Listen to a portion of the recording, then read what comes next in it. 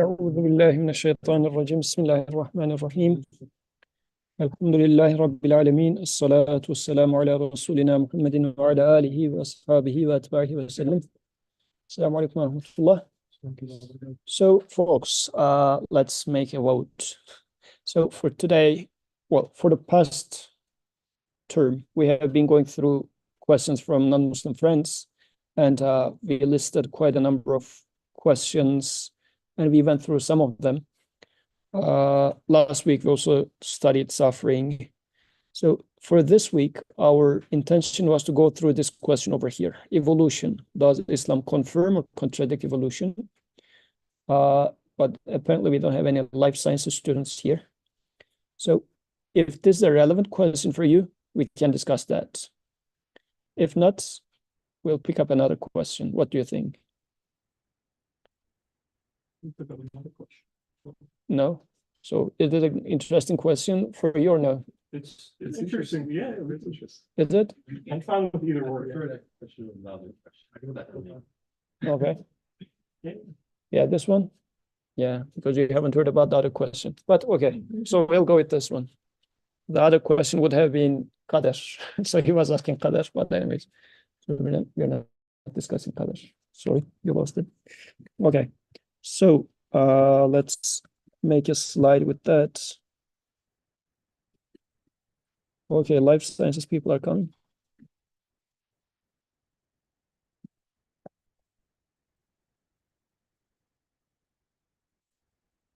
Okay.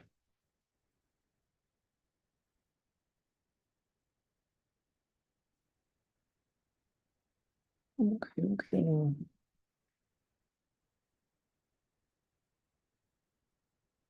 Okay, let's start from here then. What's your opinion? What do you think about evolution and whether does it contradict with Islam, Quran or not? I'm not going to ask you. We can start from Ahmed. So, from scientific point, I think science says that human being they come from animals, specifically monkey. Monkey. That's one version. Okay. That's popular. I don't think so, since we believe that Adam alayhi salam was a human being sent from Jannah to the earth. So he was originally a man, was capable of doing basic activities. So I personally think that Islam doesn't really like contradict, but rather explains evolution in a better way, in a correct way. Okay. So what I'm hearing here from Ahmed is evolution. When we say evolution, it comes to monkeys, but Quran says Adam alayhi salam was created in paradise, then he descended to the earth as a human being. Hence, there seems to be a contradiction with the creation story of human. So this is one problem as we see of it generally. What else? Any other question, opinions? We can continue from the line if anything to say. You're at the end of the queue, sorry.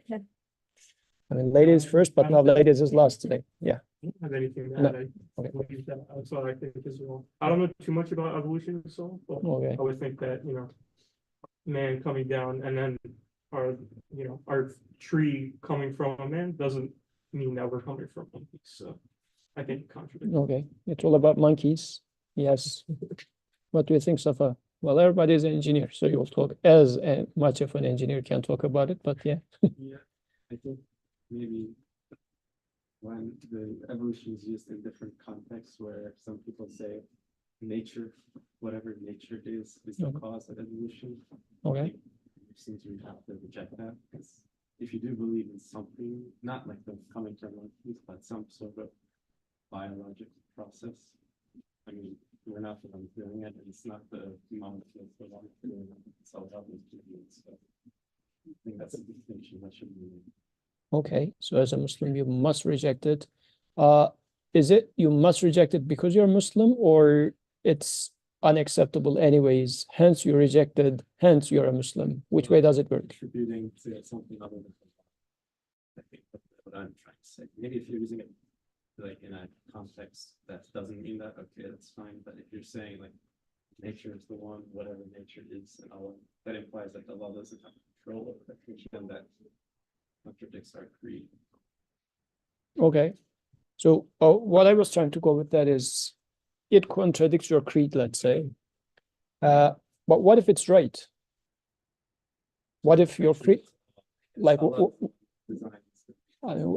what if your creed is wrong? So what I'm trying to say is, you say we cannot accept it because it's going to be a contradiction of our creed. But is that creed something external to you, or you are so sure about it? And then if somebody suggests something else, like, let me give an example. I met your dad and mom in one occasion, so I know them.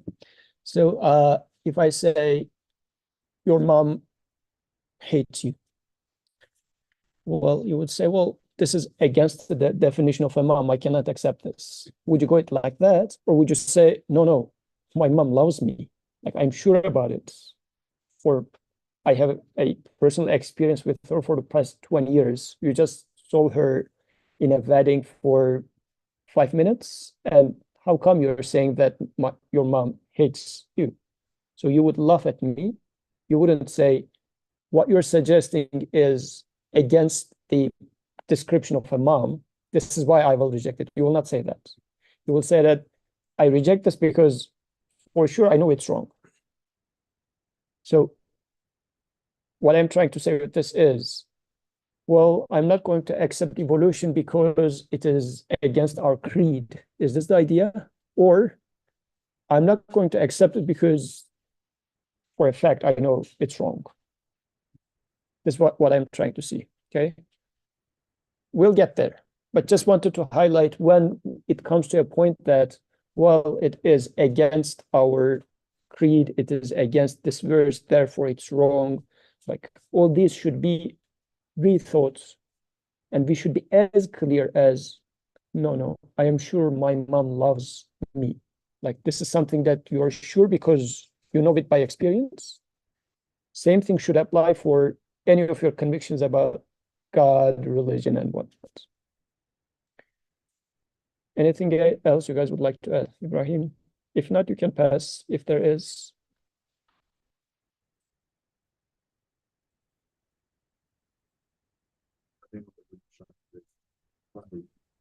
That the whole existence started from nothing, which that is correct. Allah created out of nothing and everything became to be by His will.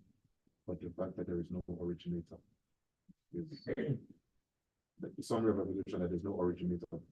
Okay. But in Islam, because that there is an originator. And the originator of the very beginning. The originator of the very, very beginning of things. How long was it ago? Like, when for the last time, when was it that God created something for the last time? Things have been created every time.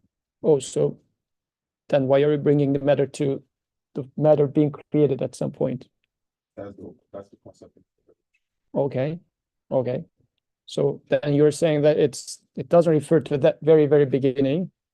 So the concept of evolution is everything we have now is evolving from something that existed before. Okay. Up until the very beginning, whatever the beginning is. Okay.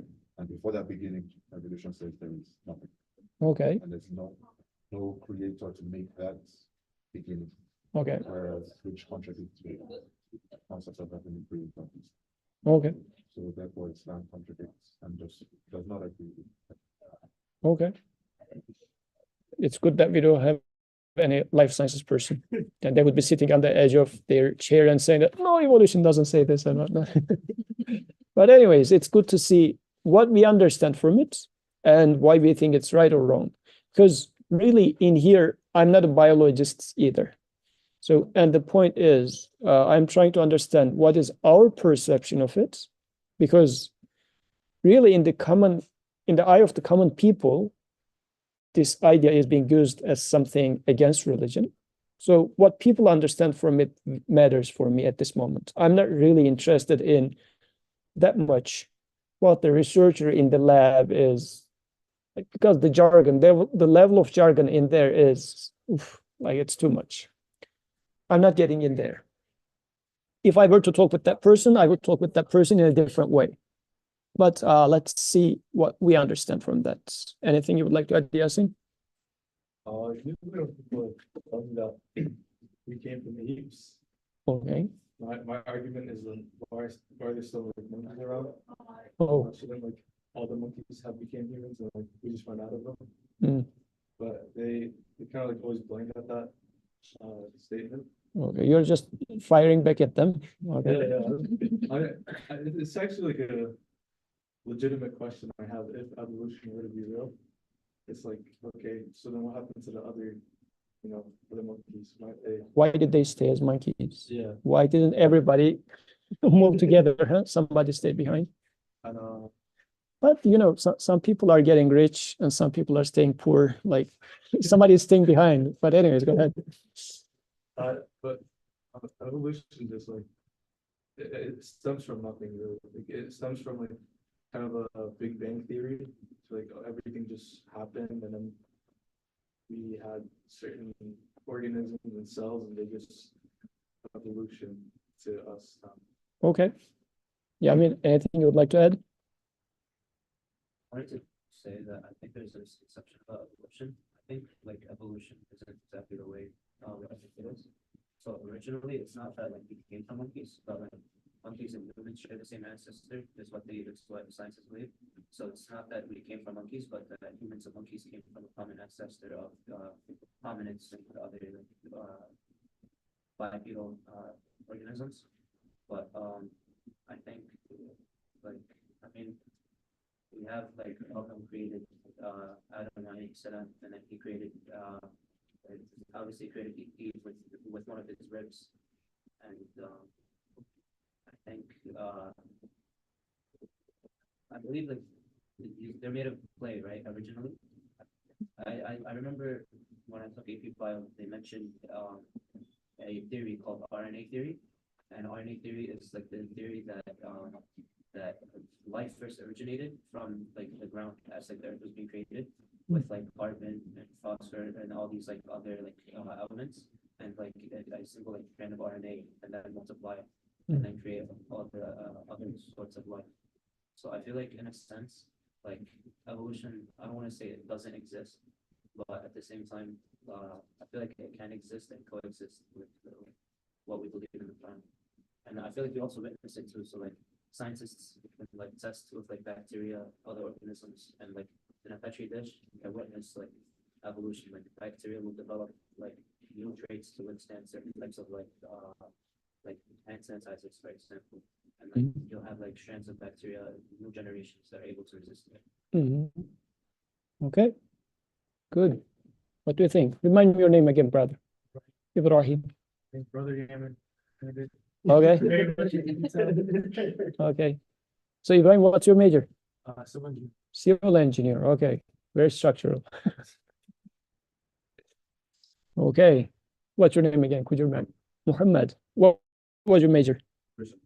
Computer science. Computer science. Okay. Okay. I know how you think. Okay, go ahead. Anything you would like to add? Yeah, I wasn't much of a person. Okay. I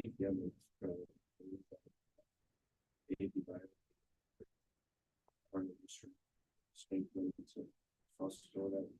it makes sense. Okay. Good. What's your name? Musa. What do you study here? Information systems. Okay. What do you think? Anything you would like to add? People say we came from apes or believe the concept of Horizon and other persons, just like the guy said, why are monkeys not human and things like that. And also, I also think if that's the case, then why have we never caught someone who is in the process of evolving from a monkey to a human being? We've never witnessed that. And also, I'd be like, oh, if everyone wants to think straight and right and believe whatever others say, then there will be no one in that.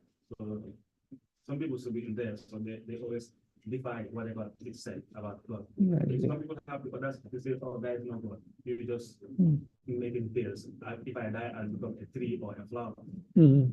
Then I don't know where they will end up, because everyone, I think maybe your enemy will be done where you are going, whatever with them. I always think that people will be like having some difference, even those who are practicing. You will see differences, even during Salah, some will be taking some mazhabs and be thinking, oh, I'm doing it right away, and pointing my finger, and bending my finger. They're doing no, but then when it comes to evolution, I always have that question, like those questions, like why haven't we ever fought so who is in the process of changing from an ape or a monkey to a human being, and why are monkeys still mostly as human beings giving back to human beings? Like why doesn't make sense? But I always give the excuse like, oh, hell will be filled up with people and things and all that. So for some reason there will be some deviance and all of that. Okay. Hopefully may Allah make us among the inhabitants of paradise. Ameen, ameen, inshallah. What do you think, Salman? Anything to add? I'm thinking about it differently. It's, I don't know, not bio or not that angle. But I think evolution never really stops. You always get evolving. A person, there's like evolving spiritually, personally, the more you learn, the more your beliefs change, the more you concise them, move to a different angle, see things from a different approach. A person, and so with different stages of life, they evolve and become a different person. Mhm. So I think it's a process which never really stops. So it's already there. It's already there in front of eyes, is what you're saying. Okay, we have a gentleman and he has weird opinions. So, oh yeah, okay, it's good. So the topic is evolution and Quran. Is it contradicting or not at all? And we were just going through the people and saying, what do they see as a problem, if it's a problem or not? Because, I mean, nobody here is a bio person. Life sciences people didn't come today. So we were talking about the perception of people of evolution, which matters for us now. And whether do they see it as okay or contradicting religion and whatnot. We can warm up. As you're warming up, I can go with the rest of the people. Zainab, any comments? No? Zainab is unaware of such trivialities, so she's good. Okay, let's see what Dua says. I think evolution, if you think of it as things developing stage by stage, I think that's something that the Quran does confirm. If I think about the ayah that says we created the heavens and the earth in 6 days. So it does point towards a stage by stage creation. And I think that stage by stage change also represents an order that should make us think. But the issue is that we just, cut the source and we sort of think of it as, it's just an organic process. Organic meaning self-happening. Yeah, Okay. self-happening, self-sustaining. So yeah, I think that's the issue. But I think Islam can confirm evolution if you think of it from if you don't cut the source, basically. Okay. Qadir, would you like to add anything? It's just like when we talk about evolution, is that like we're giving those individual things that power, like they're creating something. So for example, if we say like what from something, or like, for example, we humans used to have this like bone that used to help us like climb trees and things like that, and now we don't have that because we've evolved, and then we're giving nature and all of those things power. Like we're saying, okay, no, the creator is not directly involved in any of this, but in fact it is like all of these natural things that are evolving like constantly. So the way people look at evolution, that is contradictory. Other than that, I don't think there's a problem. Okay. So if you want to say anything, no. And online people, if they want to say anything, are more than welcome to chime in. Okay, so it looks like, let's talk about it. We said evolution, it irritates us for sure, because generally it has been used as a proof to say that, look, all people, you thought life is the most miraculous thing. Here I am coming up with an explanation for life. This is how it has been used historically, because apparently people would say God creates life because it's like a miraculous thing. We are not able to explain it. We can explain everything else as if, but when it comes to life, we can't. And since the people in the church was using this as a proof, then once some scientist came out with a theory saying that, look, there is a gradual change among living species, which I can trace all the way back to a single cell. And before a single cell, it would just be pieces of like particles and whatnot. So somehow they come together. Life is formed. Don't ask me how, but it's formed. And then life started reproducing itself and improving itself. In a nutshell, this is why a believer would get uneasy with the idea of evolution, generally speaking. If you're not there, so you would just say, well, Qur'an says Adam is created from clay, but now these guys are saying Adam came from apes or a common ancestor of apes, doesn't matter, but not created as a human from clay, but gradually changed from something else, which is now contradicting Qur'an. Hence, it must either the Qur'an is wrong or the evolution is wrong. This is being the idea. So in this case, I would like to ask a few more questions, which will take us back to our previous discussions as well, but I think it should help to put it into context. When I say, like, anybody knowing any chemical reaction here? Reliable chemical reactions? Like, if I combine, what is it, some acid and a base, salt and water is formed. How does this happen?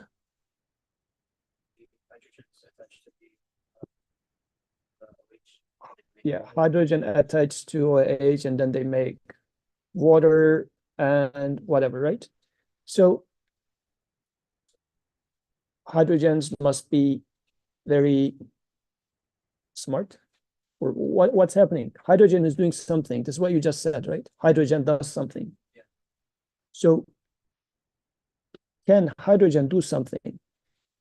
If we accept that hydrogen can do something, then we shouldn't have any problem with evolution happening. Does this sound very weird? What the guy is talking about, right?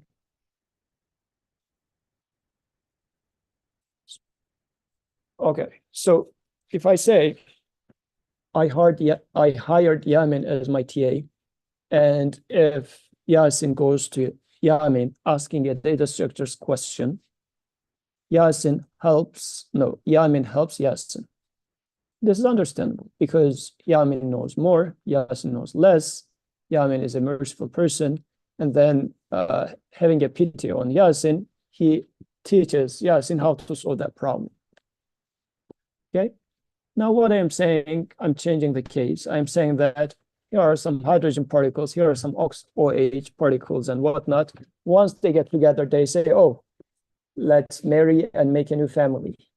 And of course, marriage life is different. I used to behave like an oxygen. You used to behave like a hydrogen or whatever. Now that we are together, let's change our character and become like a water. This is what we are saying in a sense, isn't it? What do you think? What I said, does it sound too much like a story? Unrealistic? How do you feel about it, honestly?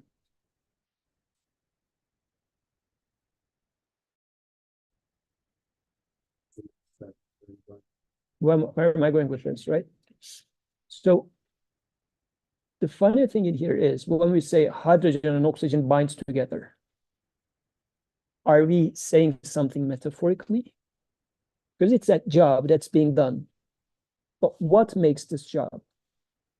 I think, where you're like, I think from what I understand, it's like we happen to just accept the fact that they combine and, mix together, and we're just like, okay, that happens, but we don't really realize that Allah subhanahu wa ta'ala is the one who's actually making those two things turn into that new result. That's good, but you went a very quick conclusion. So I wouldn't jump there yet. What makes that is my question. I didn't name it yet. I didn't say Allah makes it. What makes it? Because there's something being done, but what makes that is my question. When we say hydrogen and oxygen binds together, we are just covering it up. Something is being done there. But what makes it? By putting it as a single word and saying that they bind, as if either I am eliminating the doer. Like if I say, well, some banquet is given here. Making a banquet requires a lot of planning, buying the food, the budget and everything, right? But if I say, well, banquet happened to be, when it is the first day of Eid, banquet happens. What does this mean? Like, what made the banquets? How did it come to be? Wouldn't you ask that question? Where I'm trying to bring you is the crux of the problem. Because that crux of the problem is with you, with all of us. Yet, we try to say that although I believe in all the components of the problem, still I am trying to denounce the evolution itself. This is what I'm trying to establish here. But still, I see blank faces. It looks like we are not together yet. Maybe the chemical example was too tough. Too tough? Chemical example is too tough? The chemical example I feel like it's just hydrogen bonding. So you have like hydroxide has a negative charge, hydrogen has a positive charge. So there's an attraction, and that's why they bond. But why? Why does it cause an attraction? Because it's the same electrons has electrons. So you have money. Like, I mean, like this guy is rich, he has money, and I am poor. So there's supposed to be some flow of cash from there to here. I haven't seen such a cash. Like, why do you think that there has to be this flow?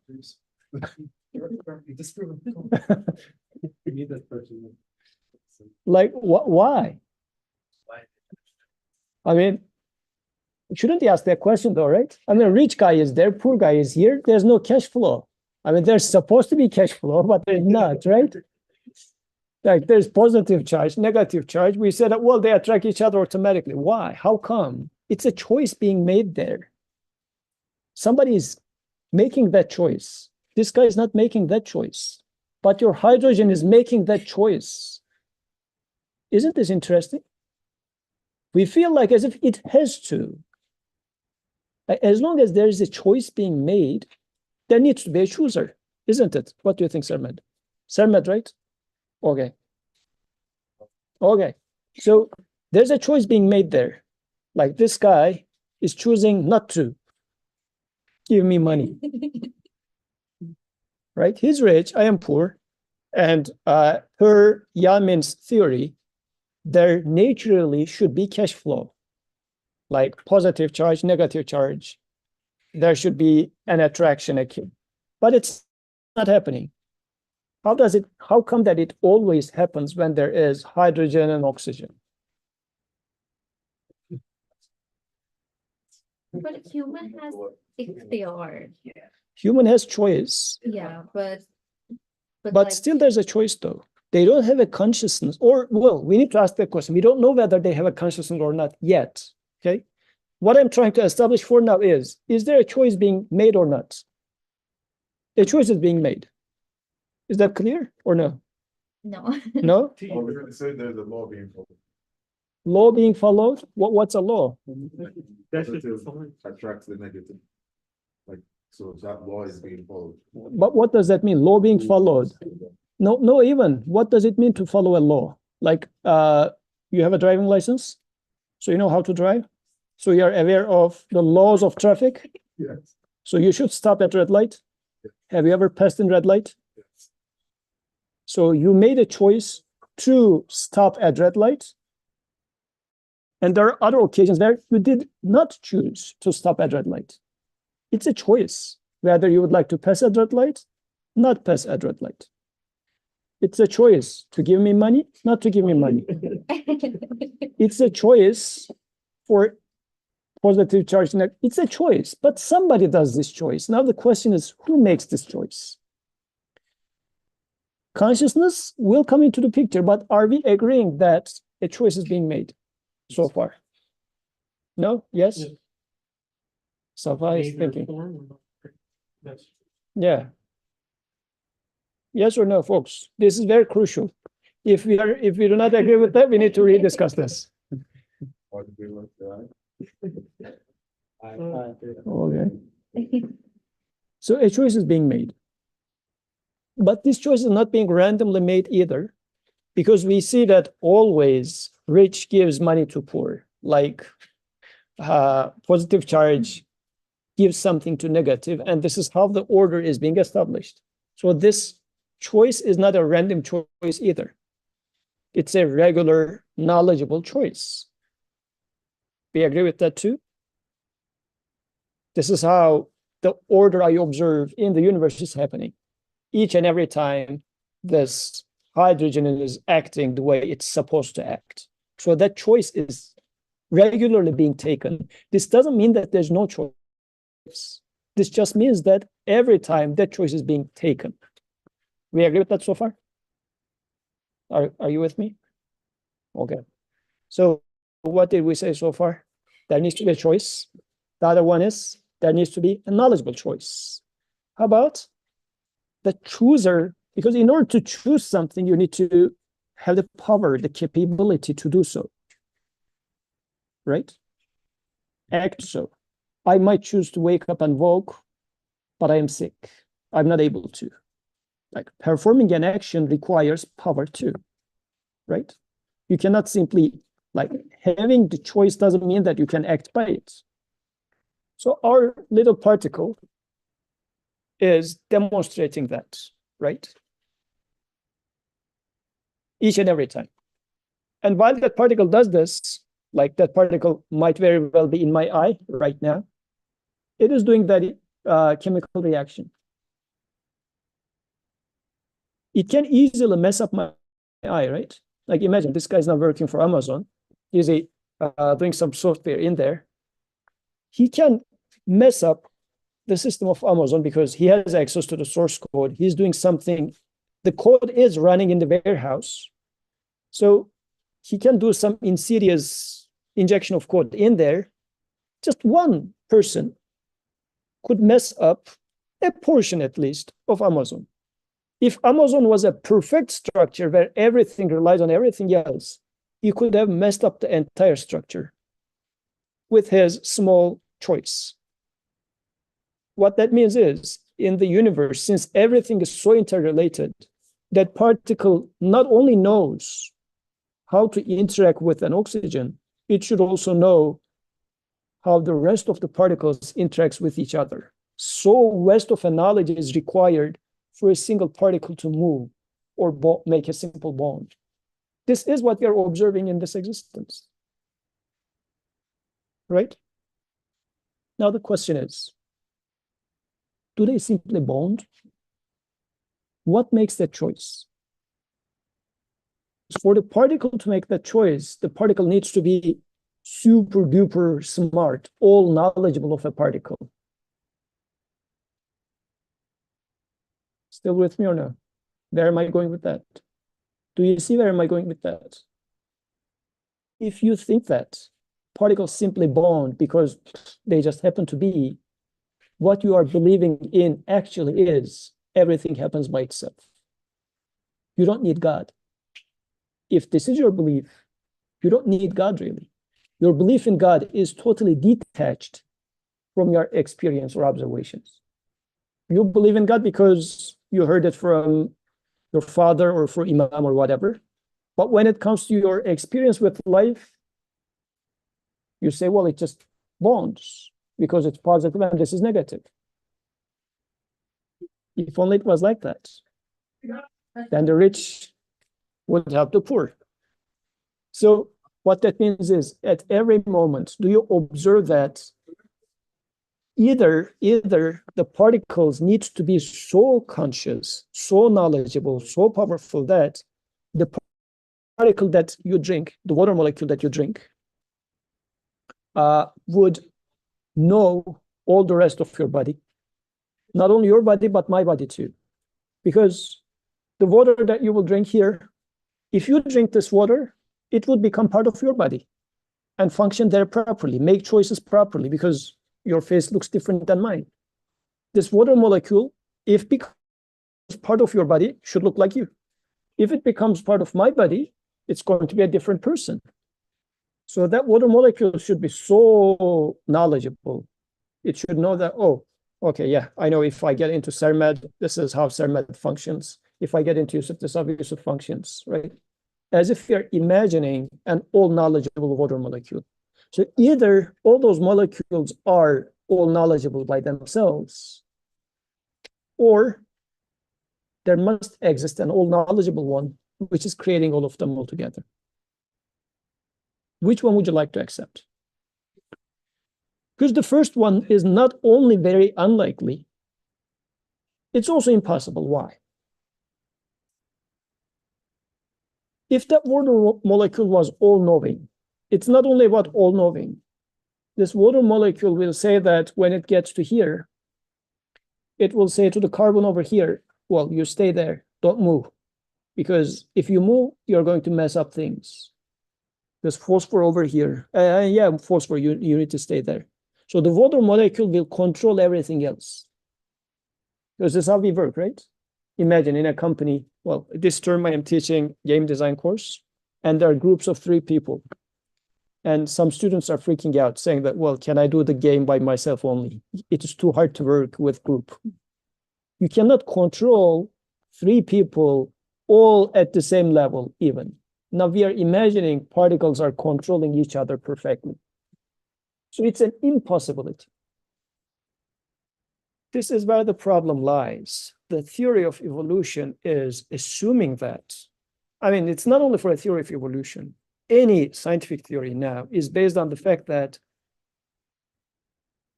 chemical bonds happen. Electricity converts into light energy, converts. Behind those very innocent words is a huge idea.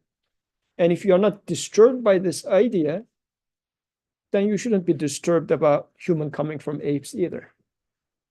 Because the problem is not there. The problem is at the root. We need to fix the root. If we fix the source of the problem, then we can reconsider what this evolution is about and whatnot. What do you think, folks? You got lost. How else do you say whatever converts? How else are you supposed to describe that? How else would you describe it, right?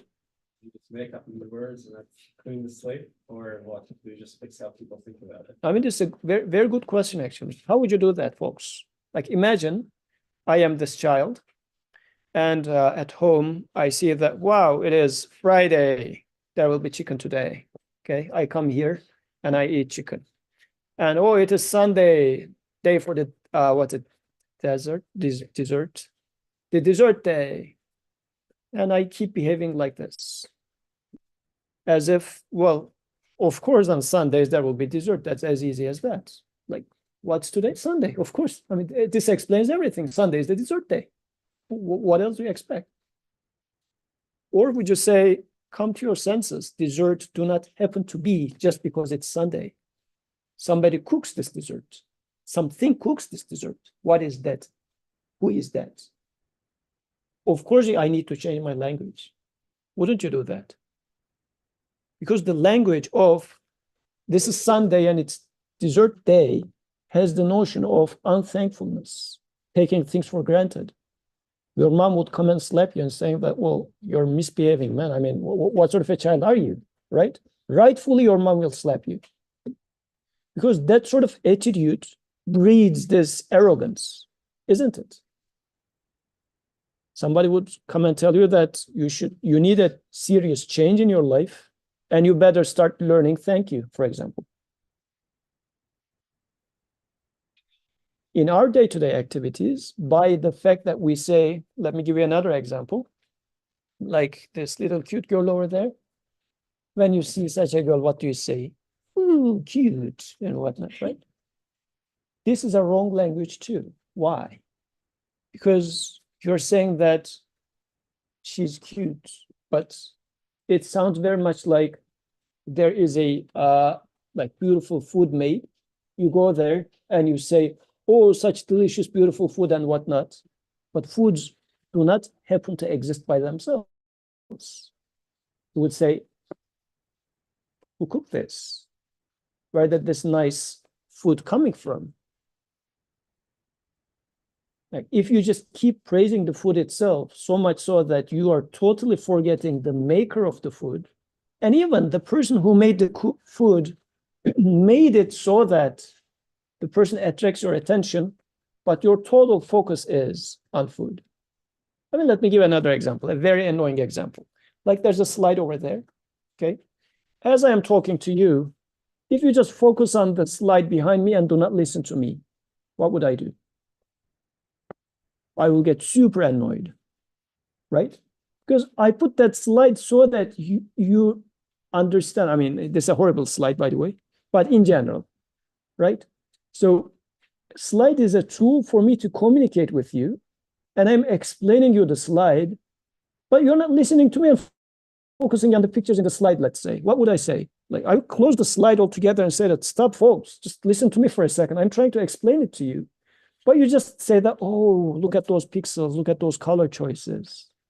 And you start talking about how nicely colored the slides are. This is exactly what we are doing. Pretending as if hydrogen and oxygen bonds. And even we start making a statistical, like exactly this is what it is. We make a statistical analysis of, oh, 99.999% of the time, we have seen that from positive to negative, there's this flow. So it happens, right?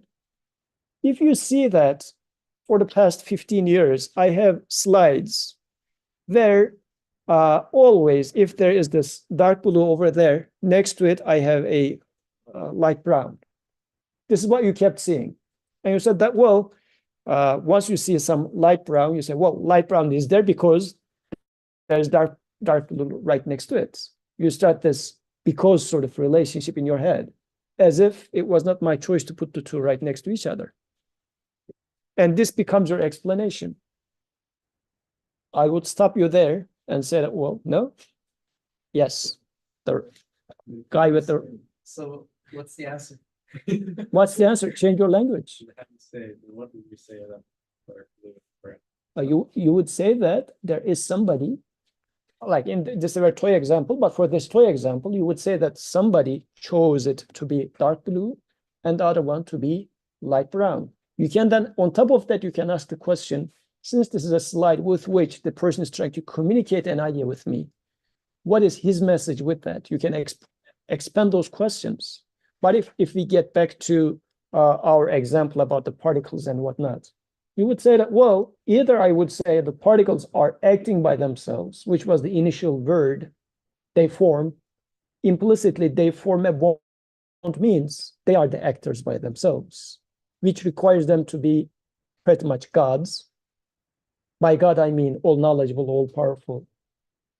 If this is not the case, then what would I say? Hydrogen and oxygen is made to get together. It's a new creation. Do I take it as such? And develop a language around that. But is this your focus? It's a new creation. Because when we talk about evolution, what we are saying is a new species is formed. I'm not even talking about that. I'm talking about every new moment is a new creation, a new particle, a new molecule, a new Bilgehan today. This is not a changed version of yesterday's Bilgehan. It's a new creation. I'm not even talking about a species changing over time, because Bilgehan has been changing. I mean, this is not literally what evolution is talking about, but this is the source of the idea. Like you're born and still you are changing apparently and growing older. Is previous you makes your new you in the next moment. This is all the same thing. Do you see that it's the whole same idea? Hydrogen and oxygen makes water. Is it? Before I give the microphone to you, one more example, just to make you entertain the idea a little more. The other day, a student came to my office and I drew a cartoon to the board. I drew a Bugs Bunny with a hammer and I put a glass in there. I said, well, imagine this Bugs Bunny hits the glass and the glass gets broken. Hydrogen with oxygen comes together and something new happens, right? Hammer, glass, breaking. Like the same example, but in a different shape. I said, who broke the glass? Says Bugs Bunny. I said, is it Bugs Bunny or the hammer? He says, oh yeah, the hammer broke it. I said, did the hammer break the glass or the artist draw a broken glass? Hammer is just another line. Glass is another line. They're equally carbon, if it was a drawn with the carbon like pencil. They're equally the same thing. Just shapes are different for the observer, but in their essence, they're both somebody else's choice was being put on them. It was neither the Bugs Bunny, nor the hammer, nor the glass, or anything of this sort. But we say, oh yeah, Bugs Bunny hit the glass. I mean, of course, there are going to be tons of follow-up questions that immediately comes to your mind as how about qadar and this and that. I'm not getting there yet. But what makes this choice? Let's at least ask this question, because we swallow this idea that it happens by itself. Hence, if your biologist friend or your philosopher, atheist friend comes and challenges you saying that, look, you say hydrogen and oxygen forms a bond, yet you don't believe in evolution. Sorry, but you are inconsistent logically. You're living in a delusional world, and that person wouldn't be too wrong, to be honest. Because the problem is even with, at the very core, forget about coming to evolution, even hydrogen and oxygen, I mean, this is not evolutionary language, but I am imposing that language in there. Hydrogen and oxygen do not evolve to become into water. They don't. They can't. So Allah put us on this world to be tested in a way, right? And as Muslims, we're trying to find a way. So many red flags in a single sentence, man, but go ahead. Okay. He created us Khalifs, and he wants to test which ones are going to do good deeds and bad things. And he's going to decide with his mercy on. I'm just listening to where this is going, but go ahead. So, and he gave us prophets and a brain to even brought in prophets. Okay. Go ahead. Go ahead. I'm going to come to this question. Okay. So, and he gave us memory, and he told us to use these things. Okay. Don't you look at the signs? Don't you follow the prophets? Don't you listen? Don't you listen? Don't you hear what they have to say and such? And also not just the ayats in the book, but also ayats in the world. So as Muslims, we also try to understand the ayats in this world. And when this question comes up, we're trying to understand if what science is leading is wrong, or it should only have a different interpretation, or it's completely fabricated. And when we look at it, they say, oh, with these experiments, it makes sense. And we say, okay, yeah, within these experiments, it makes sense. And if this happens, evolution exists. But coming to that point will take maybe never or forever, or who knows. But since there are some things which our brain can attest to, we can confirm with our intelligence in a bit, we say, okay, yes, this looks true. Does it lead to evolution? I don't know. But when we're trying to understand the science, it doesn't matter if it leads to evolution or not, but when we're trying to interpret Quranic verses within the verses that we see from this world, we say, okay, Adam alayhi salam was created from a mud. It's clearly stated, clay or mud. It's clearly stated in the Quran.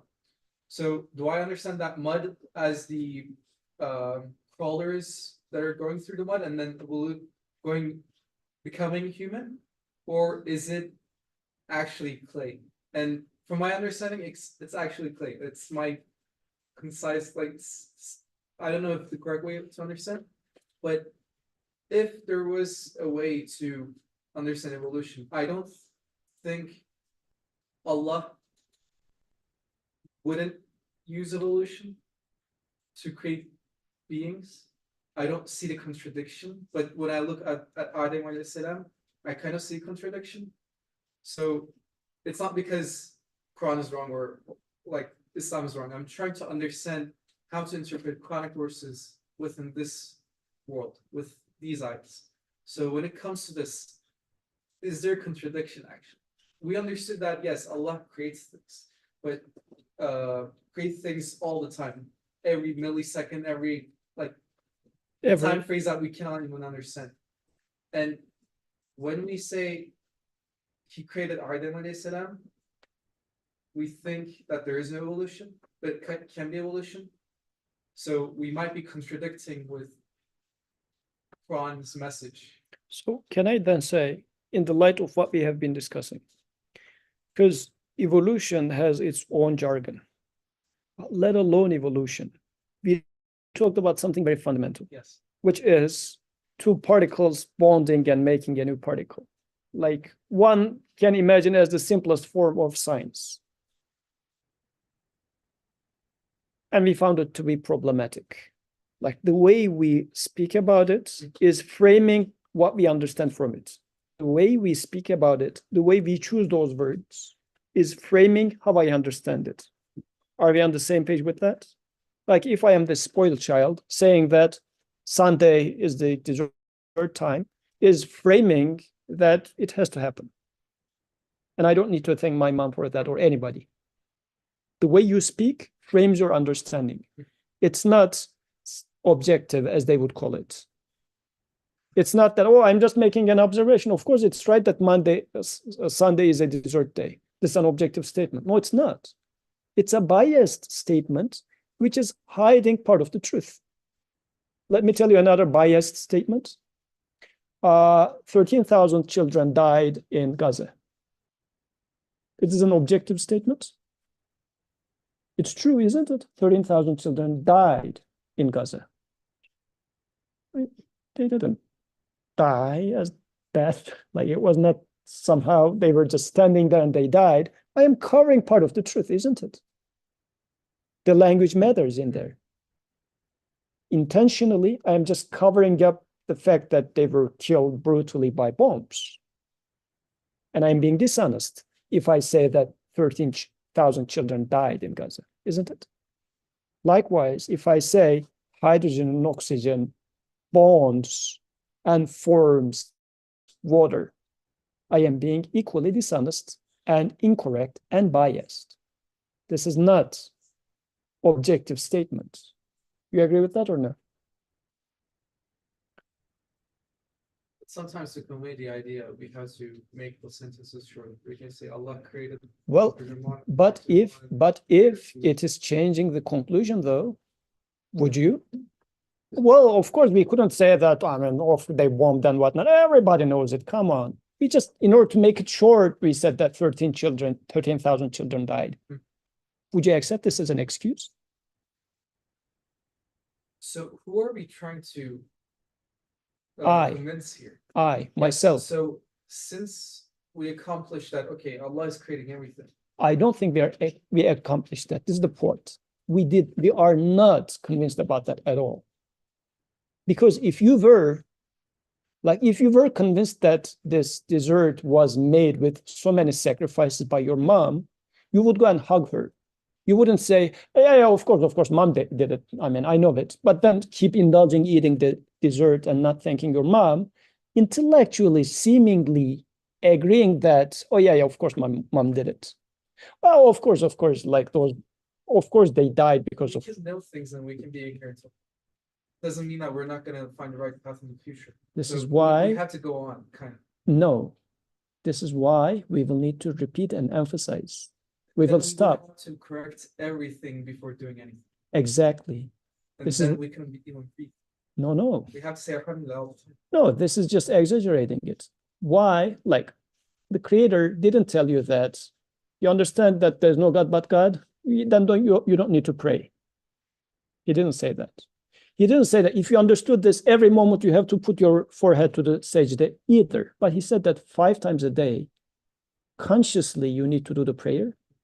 And as much as it's conscious, your other acts will also be painted with that. To the extent that Prophet, when starting any new option, any new thing, he would say Bismillah. As another reminder, he wouldn't say that 5 times prayer is fine. Of course, I know everything is by God. But even when starting every action, he said Bismillah. So further than that, he had a dua for many mundane things, entering the house, exiting the house. What was wrong with the Prophet? Like, he's entering a house, man. Nobody dies for entering the house. But he was praising the Creator, the Lord of the house, when he was stepping into house. There is a deliberate choice that he was taking in there, because I need that reminder. It's not that easy. We are totally ignoring it right now, assuming that I know everything is created by God. We don't. First, let's admit this. We don't believe that God creates everything. We are not convinced about it. Yes. Well, let's pass on. It went away. I thought I knew what to ask, but. Okay. Yes. Who is the judge for this?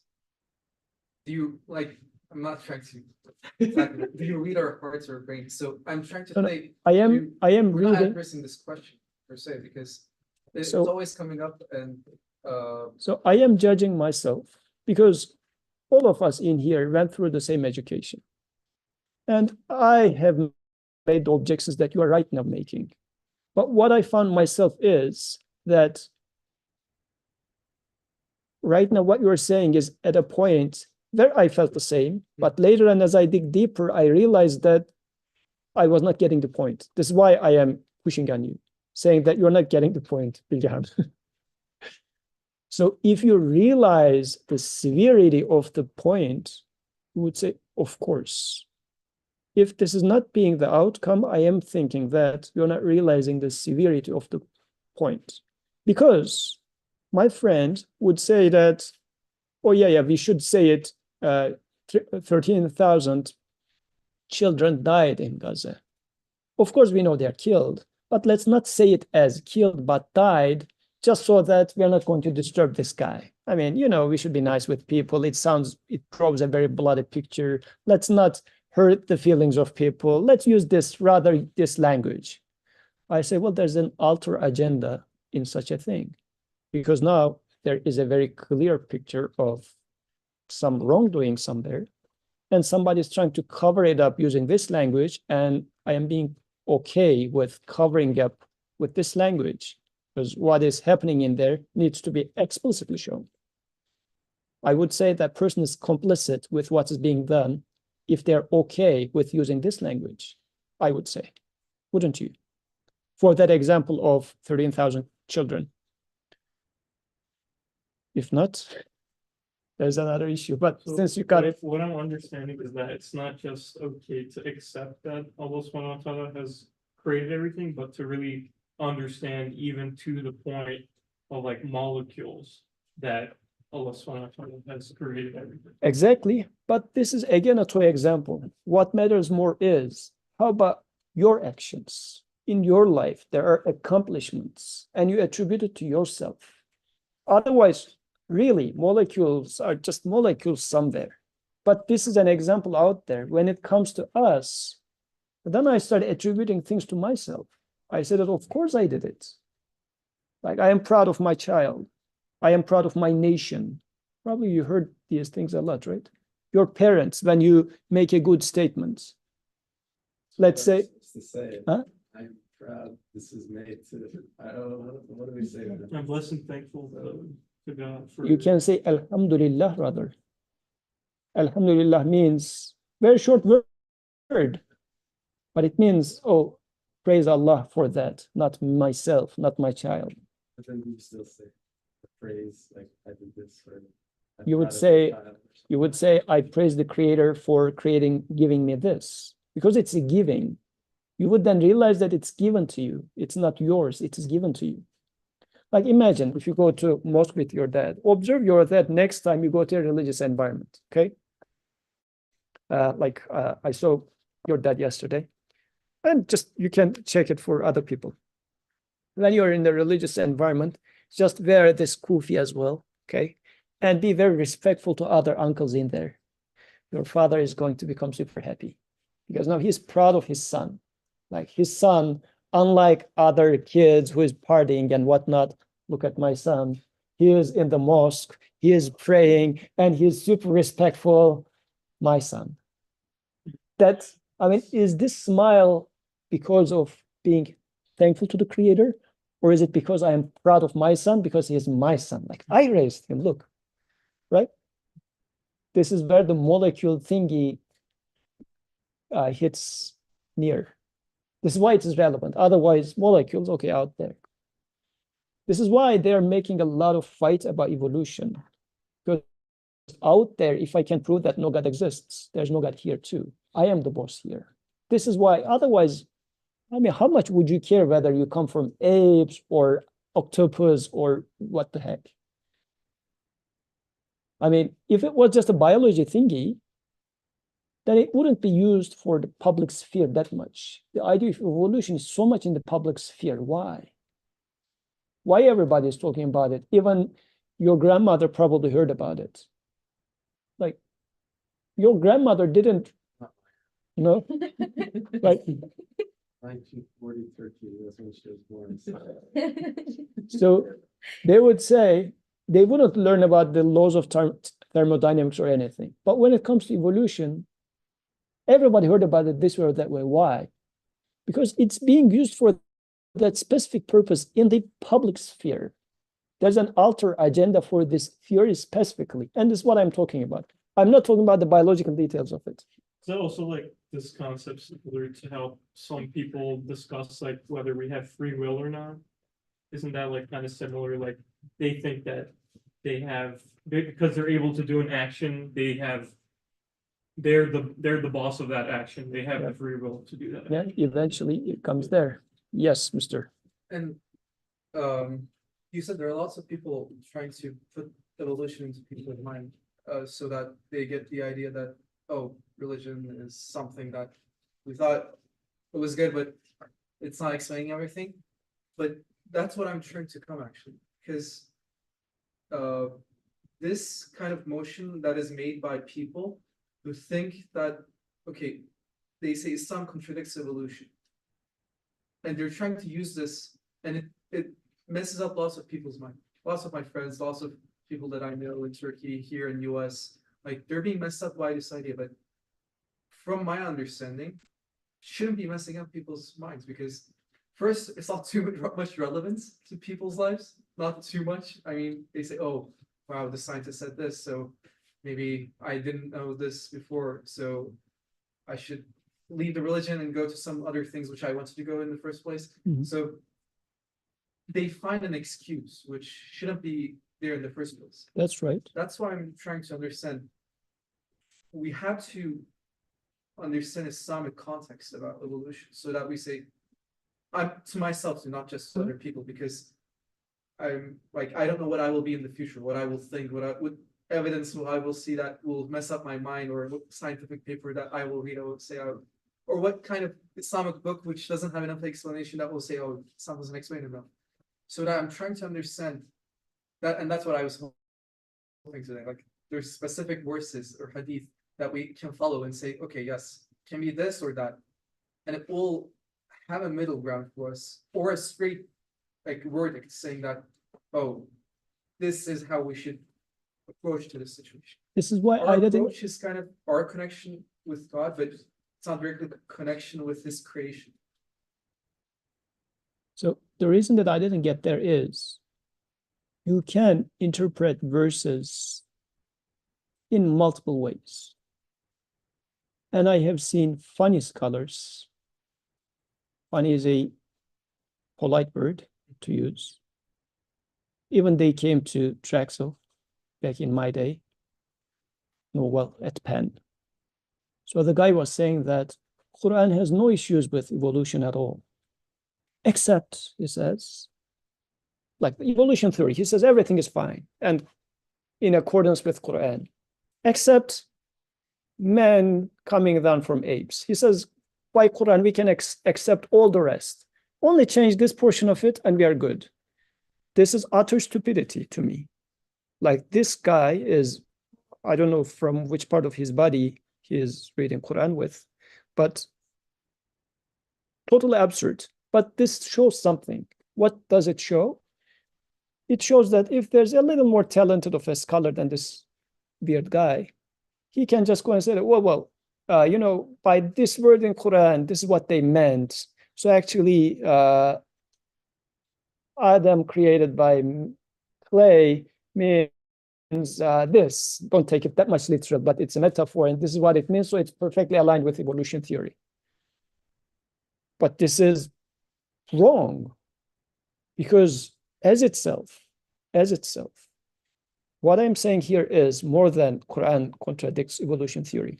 What I'm saying is Quran contradicts scientific language as it is being spoken today.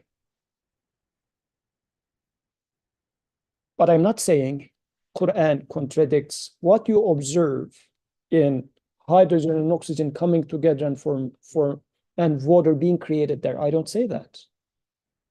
What I'm challenging in here is scientific language, pretending as if it is objective, unbiased. No, Quran is totally contradicting this language. So science is not, you cannot think about science independent of the scientist. Scientist is a human such as you and me, and whatever we say is a biased interpretation. So if you can decouple science from scientist, meaning Onur goes into the lab with now the lens that as a human being he try to investigate it and say that, no, it cannot happen by itself. There has to be someone who does this and develops a language around that, which is not saying they bond. It says a connection is bonded, therefore there must exist a creator. Just, it doesn't mean that he needs to write a whole paragraph, because those jargon are need to be built. And Quran builds this jargon in itself already. But what I'm trying to say is you cannot take evolution as it is and say that Quran does not contradict this or contradict this. It's nonsense. Because as it is, the whole endeavor of science today is building upon a language of it happens by itself, as if, and this is not objective. This is totally contrary to what the reality is. Therefore, without being aware of this or being indifferent to this in the excuse of, well, how then are we going to communicate it? It's not an excuse. First, realize how big of a crime is going on in here. Because are you comfortable with how the Western media is portraying Middle East? If you are comfortable with that, there is a big problem there too, right? But if you realize that this language is legitimizing all the atrocities that have been done over years and years of all the whole colonialism, if you like. If you're comfortable with that language, you're already a lost cause.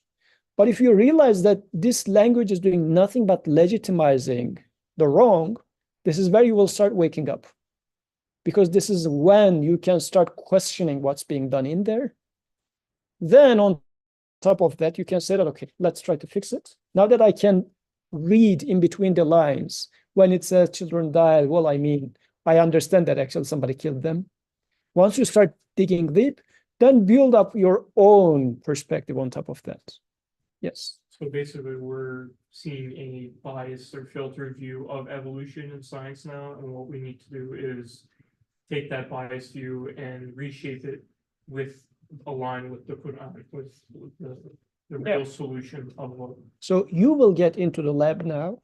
This doesn't mean that don't do science, don't do research. You will get into the lab now, but you will do all those experiments, but you are not going to buy or jump into the bandwagon of it bonds or the electricity converts into light. You will not buy that. You would say, is it happening haphazardly by itself, or a choice maker is making that choice?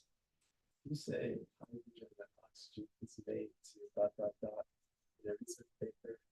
Yeah, it's gonna like to tell you to change that. Of course. So how, do you publish a paper or do you speak that way? Well, if you are courageous enough, You'll do that, yeah, or you'll be smart about it. or you will start doing your own journals or whatever. Let's say in New York Times today, are you able to write some article saying that this many children are killed and whatnot? You cannot. Then go and start something else. But if you are saying that, well, but I because of my position in the society, you know what, I have to get paid and let me go and do it in New York Times, then that means you're trading something for something else. But long story short, there must be a way for that. But how serious am I taking it is my question. It can be hard. Of course, it's hard.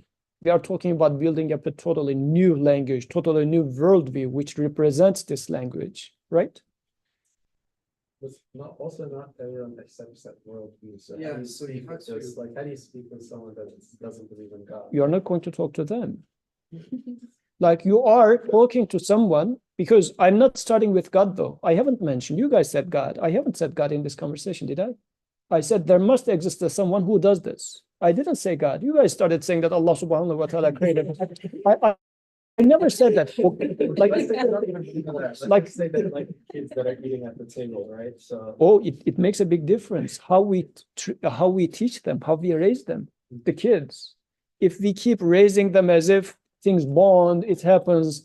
Like kids, my son, 2-year-old, we are getting old, we are getting late, sorry. My son, 2-year-old, he keeps asking why? And then we say, well, because, right? I mean, the creator gave this to people to ask those why questions. And we just say, well, like he falls into water, let's say, and he gets wet. And he says, oh, mommy, why am I wet? And mom says, well, because you fall into water. Like cause of getting wet is water. Well, it becomes natural. We become naturalists. what do we say there? Like, water is made. I think what he's coming to. I don't know how to like word it. That's the think- issue. I think Yeah, what this we're is something we I need to. think what we're asking is like how do we now apply that to the current society that we're living in? And try to jumpstart a new perspective amongst all of it. Very nice. I don't even care about Okay, society. very good. I care about my own words. Very I don't nice. care about- that's Exactly. like- This is what I would like to I come don't to. really- like, that's Very like nice. 30 steps down the road. Very nice. I don't even know how to say the words. Very good. So you see this problem in yourself, right? So try to fix it in yourself. It's hard. I agree. Hard for me, hard for you. Other explanations you had, it was much more like subtle and more, not subtle, but it still had the same meaning, but it more natural for the English So, language. Yeah, do not get caught with how hard it will be to form it in the language right now, because what's happening with this attitude is, since it's too hard, let me not do it at all. Don't get caught with that. It is hard because the language is not structured. English language is not structured for that. Like Arabic language is more so. It doesn't say that so we don't say like even birth, it's in the passive tense for birthday in Arabic, for example, because you don't born, like you are given birth. So the attribution goes to mom. Even the certificate mentions like, okay, this person has been born, has been brought into this life. Yeah. So this thing of a type of a language needs to be brought, but even more so before that, is it disturbing you? And if it disturbs you, it should, at least when this sort of naturalist language kicks in, some red light should lit up, and you should say, is it? And try to change your language based on that. And this is why read Quran with this lens and see how Quran is using language. Quran teaches us how he is presenting the world to us. Read Quran with this lens. And very mundane things Quran will mention, saying that وَمِنْ آيَاتِهِ وَمِنْ آيَاتِهِ. It is from his signs that he creates heaven and the earth. Well, heaven and the earth, I thought that it was just Big Bang and then it happened to be. Quran says, no, I am the one who is creating. It is from my signs. Read Quran with this lens, but I mean, read it, like put it as part of your schedule, regular schedule, but do not simply read it. Read it with a certain lens and see how it is using it and try to import it into your life. Then it makes a change. Otherwise, we will keep having these discussions. All the discussions will come to that beginning, and then you guys will say, well, the guy is philosophizing and we didn't get anything. Yes, and go ahead. You were saying something, or no? Oh, no. That means it's time to end. Okay. Snack premises is snack premise. Do you know? No, what's that? That's what you're talking about. Just Google it. It's called snack premise. Like it's like when you make an argument, underneath there's actually something under the table that's like linked to that. Okay. So that's what you're saying about evolution. Yeah. It's like there's a So, huge snack premise that yeah, you don't agree with. this is why I did not even talk about evolution today, because I think it's irrelevant. What's more relevant is what the whole scientific enterprise is based on, where we are already believing in something other than what we claim we believe in. So there's no point of even discussing evolution. We can, and we discussed evolution for weeks in our discussions at our home. It took 4 or 5 weeks, but we are not there yet in here. So if we can understand the basis and see what's wrong in there, then, and if you're not disturbed about this yet, go and double check yourself. سبحانك لا علم لنا إلا ما علمتنا إنك أنت العليم الحكيم وآخر دعواهم أن الحمد لله رب العالمين. الفاتحة.